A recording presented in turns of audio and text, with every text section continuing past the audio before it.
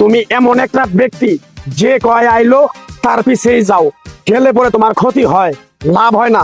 কথাটা ঠিক না বে ঠিক? ঠিক। রাগ করলা?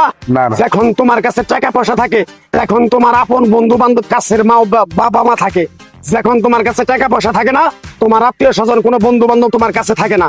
কথাটা ঠিক না বে ঠিক? ঠিক। রাগ করলা? না, না। এই কথাগুলো আগে পিছনে কোনদিন বলছিলা? না। তুমি মানুষের পিছনে যায় হাজার হাজার টাকা পয়সা নষ্ট করো, তোমার পিছনে এসে কেউ 10টা টাকা ক্ষতি করে না। কথাটা ঠিক না বে ঠিক? ঠিক, ঠিক। তোর কাছ থেকে সামান্য কিছু টাকা নিয়ে আমি একসঙ্গে হোটেলে খামু, দিতে পারবি?